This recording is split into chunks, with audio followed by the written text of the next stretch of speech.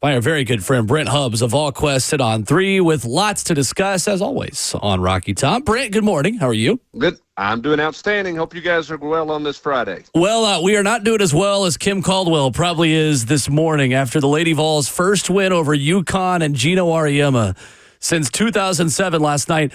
Brent, yesterday we ended the show and Ramon, first of all, said, I'm not one for violence, which we all laughed at, and said, but you guys need to go up there to Knoxville and y'all need to be as angry at Gino as you were at Lane Kiffin a couple years ago. So I am glad no golf balls or mustard bottles appeared and the Lady Vols got the job done.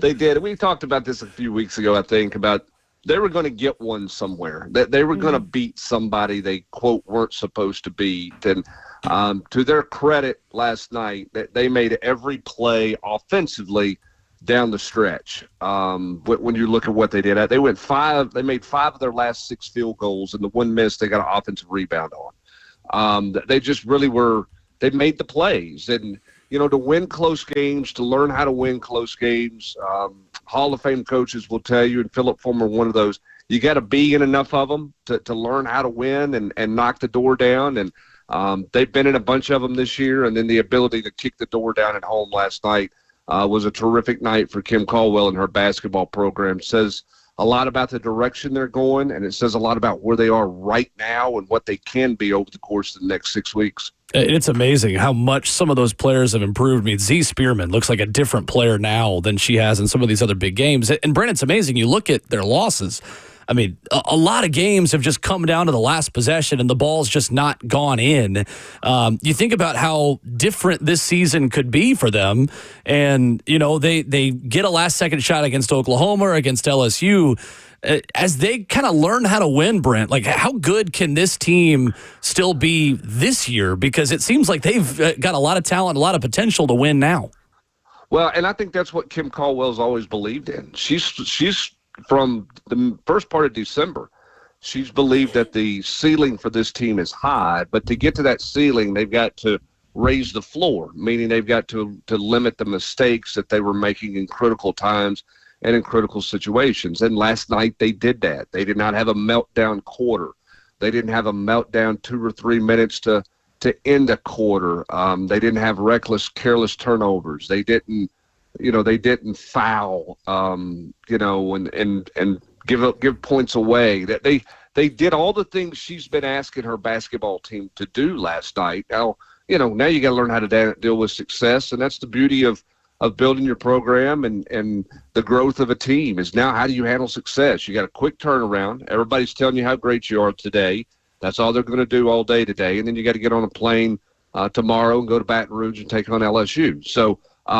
You better celebrate this one quickly and then turn around and get ready to play. But in terms of postseason, Will, it's matchups.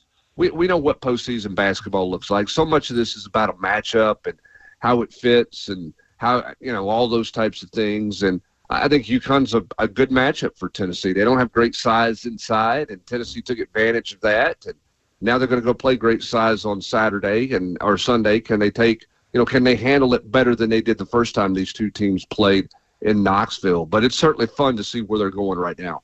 No doubt about it. Brent Hubbs with us of VolQest's on 3. Hubbs, look, all I would have been asking you, man, if he's still around, is Sam Brown still on the sideline so you can bail me out? That's all I would have been asking for had I thrown bottles at Gino, because last time Will brought it to my attention. He was real spicy in his comments afterwards, like we were a toxic fan base that hated him for no reasons. No, we have reasons to hate Gino. Sam is not patrolling this for security, so he's probably not on your think card anymore, Ramon Foster, for your first call to make if you got into any kind of trouble that you received when you were at the University of Tennessee. But Gino is interesting because he's coached so long and he's very opinionated about everything. He didn't have anything really good to say about Paige Buckers last night. His player, but he was very complimentary of what Kim Caldwell has accomplished and spoke about how someone in her first Division I opportunity takes on this Goliath of a job. And what she's done to this point is very obvious, not just in beating him last night, but in how they played other top teams in the season that they've had. So I hate to break it to you, he was actually pretty complimentary of Tennessee's head coach last night, which is a bit out of character for him, I guess. You should see my face right now. He's so disappointed. I'm disappointed. I just want you to know what the comments in our YouTube chat is saying. I just can't believe I get no response out of you out of remembering the think card student. I do remember the think card. I was trying to be a small radio pro and let you finish right there. I remember those, okay? Gerald Harrelson was on there. Shout out to him. He's at Austin Peay right now, too. There was a line of people we had to get to before we got to Coach Former. You're 100% correct. But some of the comments says this about Gino, man. I don't hate people, but when I see Gino, it's on sight. That's one. Another one is I will never forgive Gino. And the last one says, I'll straight up throw these hamburger helpers at Gino. So, well, and I understand. I mean, listen, this rivalry, look, this rivalry between these two teams became very, very personal. It did. As we all know. But this rivalry, for many years before it became so personal, was so important for women's college basketball because people who were casual fans watched these two teams play each other because it was always a great game. There was always great players on the floor. And the game of, the women's game has had a lot of key moments, okay? Caitlin Clark obviously is a key moment, and the rivalry with Angel Reese was not bad for women's college basketball, and certainly what Caitlin Clark has done. But if you want to say what brought that on, go back to the 90s and look at this rivalry between these two teams that didn't care for each other, that were really good, that challenged each other in so many ways. It's been great for the game. It's unfortunate it became personal and turned into what it turned into late in Coach Summitt's career. But, man, it's been really good for the game of basketball. And that's why that one last night meant so much to the Tennessee fan base. And why Kim Caldwell said postgame, hey, the crowd here was worth 10, 15 points for my basketball team. Imagine where she's at now. I mean, she's never coached in a game in front of that many people where it's the intensity is the way it was last night. No offense to Marshall. No offense to Glenville State. No offense to coaching in the NCAA tournament. The emotion and the intensity in that arena last night was different than anything she's ever been a part of.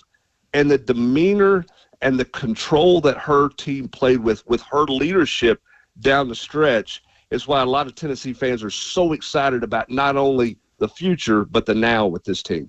No doubt, man. And that's why I wanted to go also. I tweeted about it last night real quickly, man, that look, Danny White ain't missed yet. Okay, that was the tweet. I'm not like one of those guys, just because you do your job, you're supposed to get a payday, but legitimately, Brent Hubbs, how do you secure him for the future? As far as like, I don't know. I don't think anybody knew who any of these coaches were that he's hired as of late, and they've turned out to be those types of people that have reset the universities with their sports that they coach. Ramone's got the best contract in college athletics. There it is. Okay. He makes $3 million. He's on an automatic 5-year deal. He's got a built-in raise rollover every year in his contract. He's got an incentive clause that maxes out at $300,000 worth of bonuses that he's going to max out at every year. He's got the contract that every AD in the country right now is going, can I get one of those? Yeah. Can I get one of those deals? Randy Boyd, Dondi Plowman have made it very clear that this is their guy. And Danny White's made it very clear that they are his people. Remember this, Danny White's buyout to leave drops in half if Dondi Plowman's not a part of the university. And so the alignment that you have between president, chancellor, and AD is why Tennessee athletics is going at the clip and the rate that it's going at. Now, there are lots of challenges in managing athletics, and Danny White has plenty on his plate when it comes to revenue and it comes to money. And, Danny White's a hero this morning because of Kim Caldwell, but earlier this week he was not a hero because he's raising ticket prices on the men's side of things. There are all of those things that you have to manage. But Tennessee athletics is in a place we haven't seen, and it's a glorious time to be rolling around in orange, and Tennessee fans should be very happy in orange today. Brent Hubbs of VolQest's joining us like he does every Friday at this time. So, Brent, let's switch it over to the football field, and I know that the search is on, let's say, as Mike Eckler has announced, well, it's not official yet, but he's going to Nebraska. So what right now is Heupel looking to do at that linebacker position as a coach, and then also the special team side of things? Well, I mean, it looks like Coach Chop of Ron Harmon would be the most logical choice to coach the outside linebackers, and that you would just promote from within. Here's what we know about Josh Heupel. Even when he's promoted in the past, he's not walked down the hall and said, hey, congratulations, you've got the job. He's done his due diligence. He's talked to a lot of people, and I think he will do that here. I think he will interview other candidates. I think he'll talk to people. But I think Tim Banks is very comfortable with Coach Chop, likes him as a coach. Coach Chop's been around Rodney Garner for, I don't know, half dozen years or better. He came to Knoxville from Auburn with Coach Garner, and he's the highest paid analyst at Tennessee, one of the highest paid analysts in the country. That's the logical step that you would take at outside linebacker, you think. But again, Josh Heupel will be diligent in that. He's not just going to walk down the hall and hand it to him. Mm-hmm. And then on the special team side of things, you know, it's a different world. Used to, when you had a job opening, it was one of one, right? You just plugged, and that you could only limit the number of people that you had. So you say, okay, well, if I'm losing my special teams guy, I got to go hire a special teams coordinator as a, quote, full-time staff member, one of my 9 or whatever. That's not the case anymore because analysts can coach. I mean, anybody who's in the building can go to the practice field and coach. So I think there's a real chance Josh Heupel looks for a veteran coach with a lot of special teams experience who could be a coordinator, but wouldn't be considered one of the – I mean, I guess he would be considered an analyst, even though he could go recruit if you declared him for recruiting. You just have so much more flexibility in the numbers now. It's not about how many you have on your staff. It's about how many are you willing to pay and how much money do you have to pay people. And I think you'll see Tennessee bring in somebody with a good bit of special team experience. And then obviously he'll fill the outside linebackers role as well. I don't think that person necessarily will be the same person, Kayla. Okay. Good information there. Brent Hubbs joining us of VolQuest here on RKW this morning. Speaking of linebackers and the recruiting side of things, there have been a couple that have been on the eyes of the Vols so far. Who are they, Brent? You talking about current players? Yeah, just in terms of recruiting, where they're looking right now. A couple linebackers. Well, yeah, they've had a obviously they put a great class together last year in terms of what they're doing. So they could be really select at the linebacker position in this recruiting class. And I think it's going to be fun to see where some of these young guys are going. But Tennessee is trying to swing for Tyler Atkinson. That's a guy that's been on everybody's radar. I think that's a long shot. I think a guy that Tennessee has put themselves in a position with is Braden Rouse, who's from down in Georgia. He's been here before. I think there's a chance he comes back up maybe even this spring, going to take an official visit there as well. So the state of Georgia has been pretty good to Tennessee in a lot of places, and linebacker's been one of those. And I think William Inge has done a nice job creating some relationships with some people of note, players, high school coaches, 7-on-7 coaches in the state of Georgia. Which is pretty interesting considering all of his recruiting ties when he arrived at Tennessee were from California and the West Coast. He's really dove into recruiting, done a nice job in the South, and we'll see what it looks like. But I would say Braden Rouse is a guy to keep an eye on as a real possibility. The good news for them is they don't have to go 3 or 4 linebackers in this class. They can be really select at that position because of the depth they've created over their recruiting cycles the last couple of years. Brent, what a difference a week makes for Tennessee basketball from 11 for 45 from 3 against Kentucky to 10 of 15 against Missouri. How encouraged do you think Rick Barnes is about the way his team has responded in the 2 games since that loss to the Wildcats? Well, I think you have to be elated with where they're at because they've made a commitment to take the ball into the paint and play inside out. Now, maybe it's not a traditional paint touch where you've got somebody who's straight posting up, and but they're getting the ball inside. I think the development and the continued development of Felix Zapara and Igor in this deal is going to be really key for what Tennessee looks like.